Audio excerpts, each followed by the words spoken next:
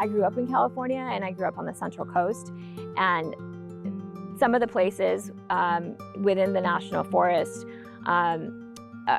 those were my first wild experiences. They were the first place that I got to swim in a river, the first place that I got to see deer and a lot of other wildlife.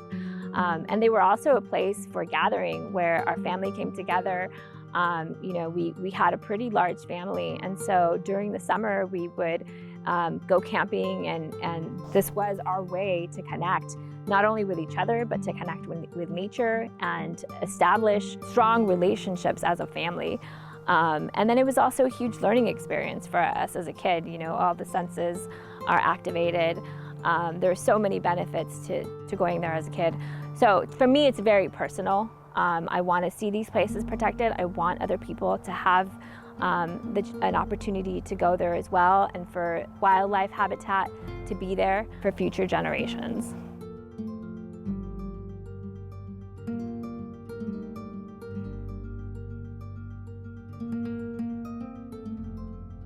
A lot of the times, communities don't have access to even parks. And so these lands are really the only places that they can get outside to open space, to breathe clean air, and to get into nature. And by protecting them, that means that they're going to be there for future generations. Environmental justice starts with recognizing that the way we have developed as a society and industrialized, and particularly things like the fossil fuel industry, have had a disproportionate impact on communities of color, frontline communities. And so this has been going on for a long time. And to me, environmental justice is about leveling the playing field and trying to give those communities a voice in protecting their own health, protecting their own access to things like parks and public lands, providing equity, opportunity, and better quality of life for everyone. I believe that access to nature is a civil right. It's also a human right. And when we're looking at our communities here in Los Angeles, low-income communities of color don't have equal access to open space. We should be working so that all people, all communities have access to our public lands, but also that policies that we are supporting benefit more than just the parks, but benefit parks and benefit communities.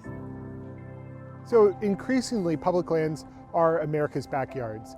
So we go to public lands, we go to our national forests or national parks, or a place like this, the Arcata Wildlife Sanctuary, to recreate, to have fun, to go on picnics, to go on hikes, to go camping, whatever it is.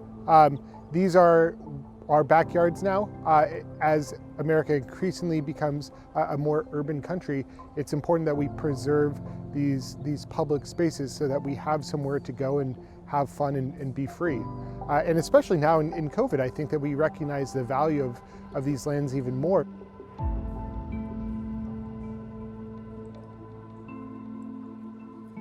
The people who are affected by policies related to our public lands and outdoor recreation, everyone who wants to access our public lands, everyone who wants to recreate on our public lands, everyone who wants to have clean water or clean air, everyone who has a special connection to the land as Indigenous people. It truly affects everyone.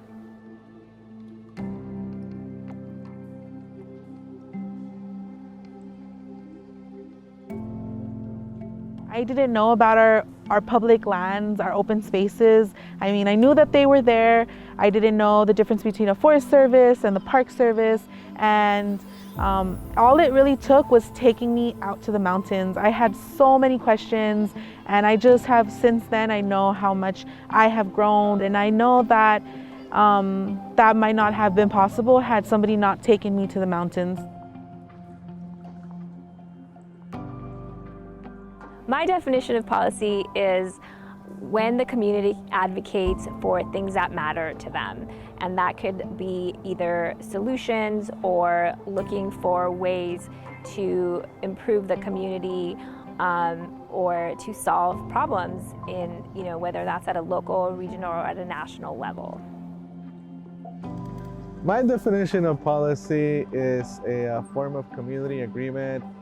It is something that communities might have the idea of introducing and asking their decision maker to introduce for the sake of protecting their community, making their community better, or for the sake of our public land to protect it, for example.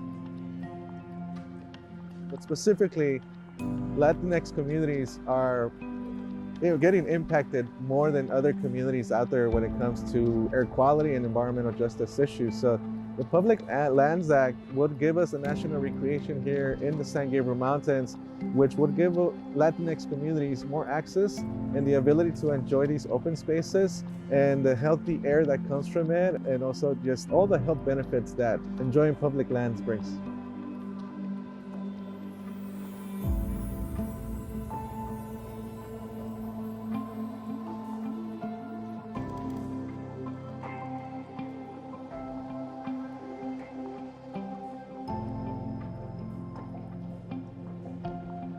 In this Congress, despite all of the gridlock and dysfunction, we twice passed out of the House of Representatives with bipartisan support a really big public lands bill that I've spent the last 6 years working on. And it pulls together wilderness provisions, wild and scenic river protections, all sorts of important recreational policies, new trails, new recreational opportunities, but also working forest and working landscapes. Really looks broadly at the different needs that I have in the northern part of my district. I couldn't have pulled a really big and complex bill like that together without a handful of groups that were working with me from day one.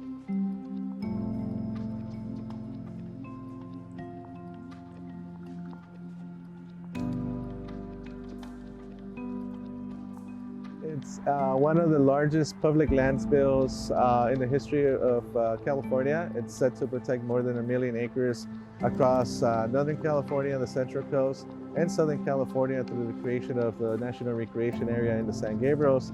It was co-signed by Kamala Harris, our new elected Vice President. So this is a great opportunity for folks to come together and support the protection of public land across California. So it's definitely a great opportunity for the community to get involved and to do something to protect these lands for future generations to enjoy. The Public Lands Act affects local Latinx communities in that it bridges the connection. It shows us why these places are important. And ideally, it creates space for you to feel welcome and included, to come out. A lot of the spaces that, like this one here in the San Gabriel Mountains, are within communities or in proximity to majority Latinx communities. And so that's direct access. And hopefully, ideally, when this bill passes, there will be more access for our Latinx community that doesn't have a car or doesn't have a trail close to them. It'll bring funding so that we can bring them out here, connect them to these spaces so that they can see why they're so wonderful and push on bring those efforts back to their community. What it accomplishes is protecting many, many more acres of federal public lands and streams throughout California. And the benefits of that are clean air, clean water, more habitat for threatened species, beautiful scenery, places for us to enjoy hiking, camping, and all of that.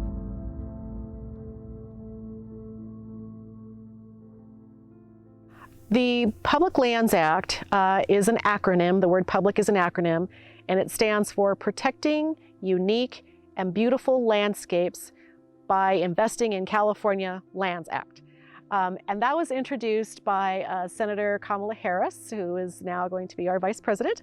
And she combined the bills of 3 House members in order to create that bill. And so it includes a bill from Representative Jared Huffman in Northern California, Representative Salud Carbajal in Central California, and Representative Judy Chu here in the San Gabriel area. What we have to remember is that policy takes a long time, and things could take years before you know, your bill goes through or the change that you're looking for is enacted. So it's important to remember that you have to stick through it and you have to keep going. And sometimes that may mean shifting the priorities along the way. It took 6 years, but I think it really stands apart from other public lands bills by virtue of the way we tried to look at all these different needs and stitch them together. So I'm excited about it, and I was able to get some bipartisan support for it.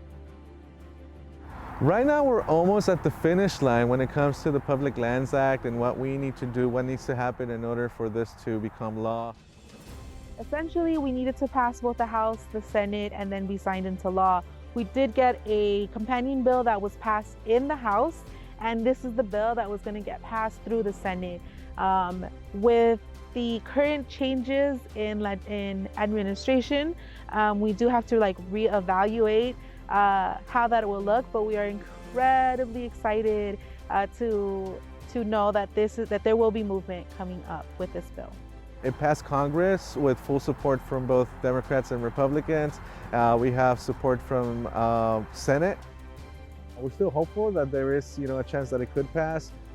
If it doesn't pass, we're going to continue working hard with our Senate champions in order to reintroduce the bill. But I think right now in its current form, we probably can't reopen it. We're going to have to get this passed, and then I can prove that it works. If you can pass this and make it into law and see the benefits of it, it'll be a lot easier to come back the next time and do even more.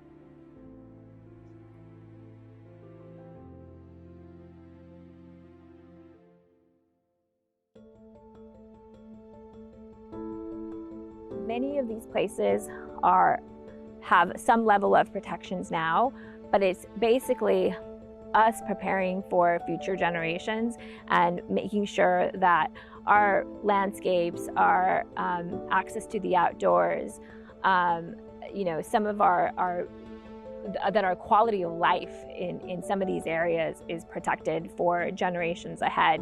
I don't know how much in our lifetime development there would be on some of those lands, but essentially this would offer the strongest protections for some of those lands, and it would offer protections from drilling, mining, logging, and any of those extractive practices in the areas for future generations. And as Californians, population continues to increase, development continues to increase, and so we could really see the area changing, the landscapes changing. This place is going to be very, very different in the decades to come, and so this bill would essentially ensure that some of these places remain as they are, that they remain protected. Aside from that, one of the most important things about the bill is that our public lands are actually a climate mitigation solution. California, the fact that we've just come through 4 really terrible fire seasons, one after another, takes you right to these policies of how we manage our public lands for resiliency in the face of climate change. And we need to do a lot better, obviously. Some of our beautiful public lands are hard to enjoy when you're living through fire seasons like what we've just had.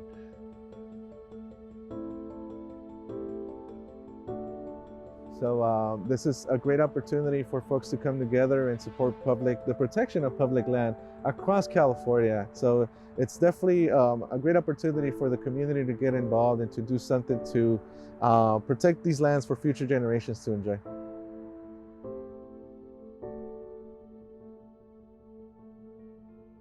An example of an organization that advocates for public lands, conservation, environmental justice, of all of those topics would be my organization, the California Wilderness Coalition, or CalWild. And we do that in a couple of ways. One, we take action ourselves. So we'll meet with our elected officials, we'll meet with the people who work for the various agencies that manage our public lands. So we'll advocate either directly in meetings with them or sending in comment letters to them on particular issues. But then we also educate others to do the same. Our organization is called Los Padres ForestWatch. We are based on the Central Coast, and we advocate for the protection of the Los Padres National Forest, the Carrizo Plain National Monument, and other public lands in the region. And what that really means is that we monitor projects that are happening in the forest. You know, a lot of the times the question is, well, what are we protecting these places from? What does protection mean? And really, we operate essentially as a watchdog organization to make sure that the agencies in charge of managing these lands, whether that's the Forest Service, the Bureau of Land Management, in some cases the U.S. Fish and Wildlife, are really following environmental protection laws that exist before approving any projects or proceeding with any sort of extractive practices. And so we let the public know that these projects are happening, and we make sure that the public has a voice, and we let them know what their options are to get involved. We provide details about certain projects that are happening, and we also really make sure that these agencies are following environmental protection laws. And if they're not, then we're able to come together as coalitions and as groups to figure out the best way to essentially either fight the projects or figure out some sort of solution for everybody. So my organization, the Environmental Protection Information Center, we work directly on public lands. So we monitor over 5.2 million acres of public lands in Northwest California, and we ensure that these lands are managed on a science basis. So we want to make sure that all land management decisions are grounded in science. And so this means taking on timber sales, illegal timber sales offered by the Forest Service. This means supporting restoration projects in Redwood National Park.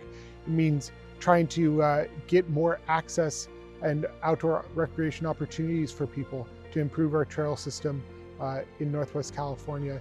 And that is through engaging with elected officials. That's through talking with land managers like forest supervisors or park superintendents. That's through writing comments and getting engaged on the legal side. And it's also through litigation. We're often in court to try to make sure that the government lives up to the laws that manage our public lands. Nature for All is a coalition of organizations at the local, state, and national level. And together they work on policies and programs to protect our wonderful natural open spaces, create more spaces in historically disadvantaged communities, and connect Angelinos to all the wonderful benefits that nature can provide. We are a coalition of 11 organizations that came together to not only want to protect the San Gabriel Mountains, but to create greater and equal access to our mountains, which are 2/3 of LA's open space. So we advocate for the protection of it. We are involved in introducing legislation to protect it through a national recreation area, and we hope that it actually passes and becomes a law. Working for the National Parks Conservation Association, a lot of our policy is at the national level, where we want this to benefit all parks across the country. But at times, there isn't a real opportunity there. Sometimes we have to look at state policy to make sure that we're protecting the environment and hope that other states can follow, or to set a precedent so that we can then have more federal policy. But we also are divided into counties and into city. So at times you need to figure out who is the decision maker for the correct level of policy that you're trying to move.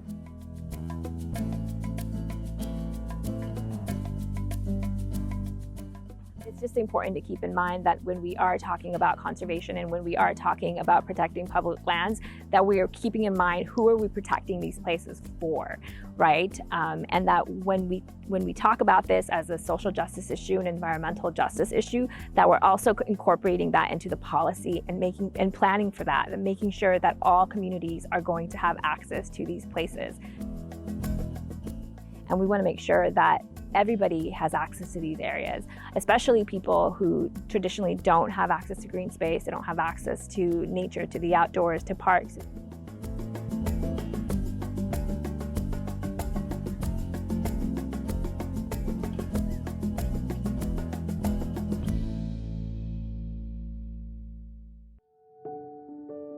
Advocacy is using your voice to really bring attention to an issue that you care about, that you're passionate about, and to let others know that they also have a voice in the community. For me, when I think about like who taught me about advocacy or where was the first time I saw advocacy in my life, it was in my own family with my mom. She would advocate for a higher wage at her work.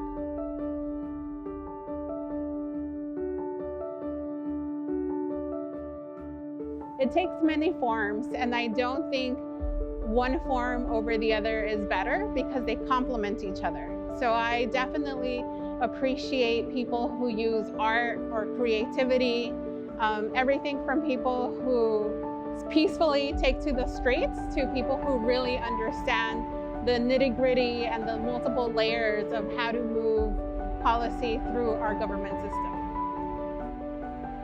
I think advocacy at its best draws upon reason, critical thinking, and builds together really compelling, persuasive arguments. There's all sorts of ways to advocate, and depending on the policy you're trying to change, I think it's always a good idea to start local, because the most credible advocates have a direct connection to the thing that they're fighting for. So let's say the wetlands here at Schoenberger Park, right behind me. The people that are going to be the strongest voices, the best advocates, are the folks who use this area for bird watching, for recreation, environmental advocates from this community. I'm always going to open my door to hear from them. So advocacy is basically using your voice around an issue that you feel very passionate about. It's looking at the community and looking at ways in which to make the community better. We don't want to drown out anyone's voices, and we also don't want to take up space when they are the ones that can be speaking up and advocating. And so to me, it reminds me of something I heard from Kelly Cabello, a Tongva singer-songwriter here in LA, who said, I don't want you to stand in front of me, I want you to stand beside me regarding these issues. And so I think to that often when I think of issues that affect communities, I want to make space for these communities at the table. I don't want to take up space. You can get your community involved by telling everybody, making some noise about what you're excited about, making it personal, telling stories about why this is important to you, and really just finding ways to get people involved. Start with groups, form groups of groups, and that's an easier way to get more people on board, to get your message across faster, to get it distributed to more people. If you work collaboratively with other organizations, ensuring that the work is mutually beneficial to both groups. So if you can find, like youth groups to get involved, if you can find parent organizations, hiking groups, all of those things, to really build a larger movement, I think that is a really much more effective strategy than trying to go out on your own and get people to sign on one by one.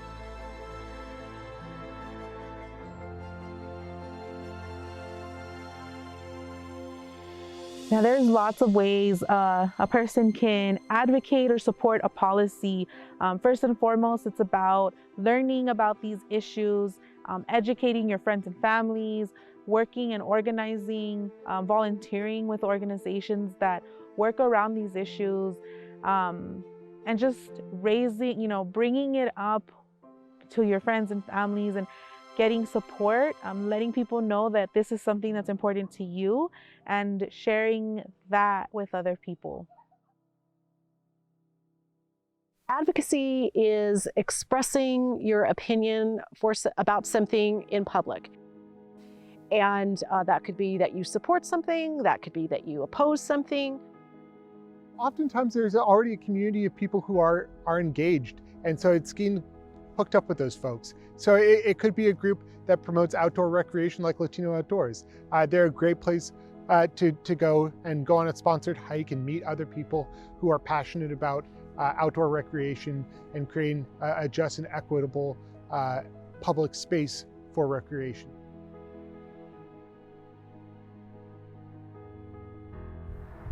There's various ways of getting your community involved. I would say if you are already informed about an issue, for example, our issue of creating a national recreation area in the San Gabriels, you are already an advocate for that. Introduce your family and friends to the issue, introduce them to the option of what they can do, and get them to take action, right? So having conversations to your church group, having conversations around the campfire with your friends. I think it's important to have those conversations, provide information to others, to family, friends, and groups, and to ask them to join you to take action.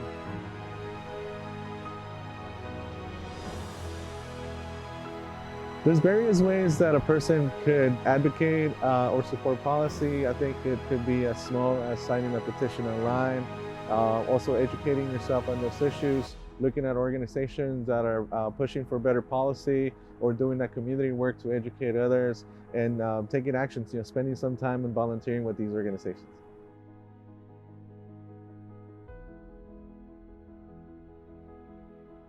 For folks that are looking, how do I get involved, or how do I support something, a policy that I'm really interested in? It just starts with getting out there, talking to folks, going to meetings and volunteering with organizations that you see doing the work. A good advocate for something specific understands all perspectives. You got to put yourself in the shoes of the person you're trying to persuade. Try to think about the points that would resonate the most with them. It's not just necessarily the things you want to say, it's the things that you think will be most effective in changing their mind.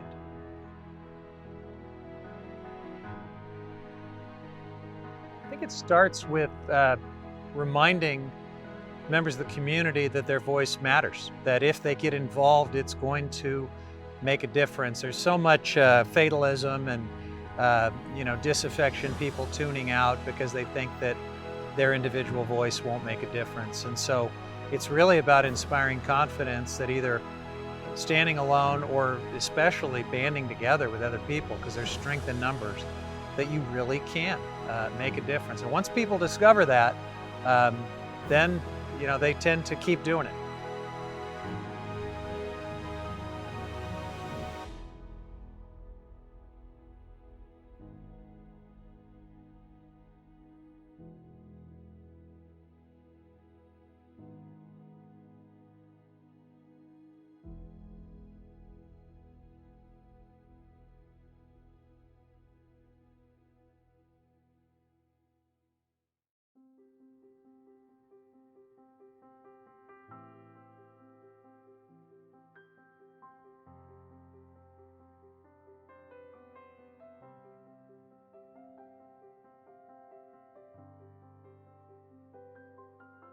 I am still optimistic that we can get it the whole way through. I'm Congressmember Judy Chu. I represent the 27th District of California, which includes cities like Pasadena and Alhambra. Oh, we are definitely going to reintroduce it as the new Congress comes forth. So it's just around the corner. And we know that we will have tremendous support. Certainly we know that we will have support in the White House. I feel that this is a bipartisan issue. The outdoors and enjoying nature, that is a bipartisan issue. Make sure that your Congress member and senator is indeed supporting this, it is important for them to know that there is such huge support for these efforts. I know that when I have residents of these different communities come forth and give their personal experiences about going to the mountains and taking that hike, when they talk about it relieving their stress and them being able to get to a good place in their lives. I mean, it's very inspirational. I've heard many of these stories, but it never fails to just really move me. For instance, veterans who have PTSD, who talk about thinking that their lives were over and then going up to the mountains and being able to be at one with nature and getting into it and then volunteering and then getting even more into it and it just changing their life all around. And then I've heard other stories of young people who've never been to a mountain, never seen this kind of greenery, and then going up there. In fact, I heard a story like that of a young man like that. He went up there and he just could not believe how beautiful it was, how serene it was. Anyway, he started volunteering with Nature for All and up there in the mountains. And now he's a firefighter. So it just changed his life totally around. It takes the advocacy of constituents, of people who live in the areas to make legislation like this happen. Legislators need to know that people really care and that they're personally touched by these experiences. To talk about how that experience of going to that particular natural location affected you, how it's changed your life, and then to connect it to a particular piece of legislation. Hopefully something like the Public Lands Act or the Protecting Our Wilderness Act. It's good to have a very concrete thing that you point to, that you want that legislator to support. That added up many thousands times over by different people's stories, that will make legislation pass.